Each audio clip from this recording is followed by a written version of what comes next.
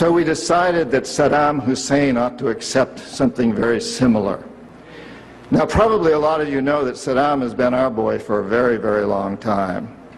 You may remember Abdul Karim Qasim, who was president of Iraq in the early 60s.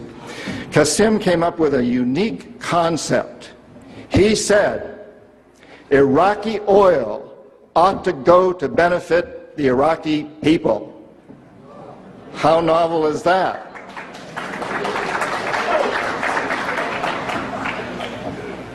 But we didn't like that very much.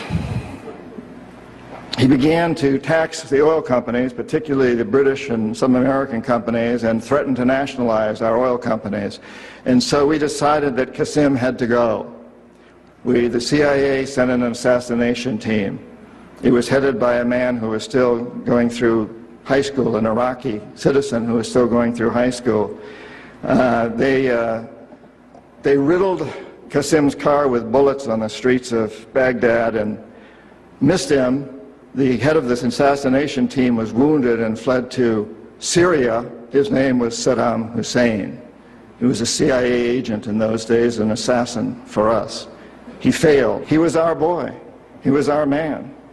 And so, and we sold him a lot of, and gave him a lot of tanks. We built him, Bechtel built him big chemical, I don't know, my father-in-law was chief architect at Bechtel, built Saddam big chemical plants that were used, and we knew that they were used to make mustard gas and other chemical weapons that were being employed against the Kurds and later the Iranians. We knew this, but we sold him these things. You have to remember that Middle Eastern oil is the oil that's used by a great deal of Europe and China and Japan. If we control Middle Eastern oil, we control our biggest potential competitors, Japan, China, Europe.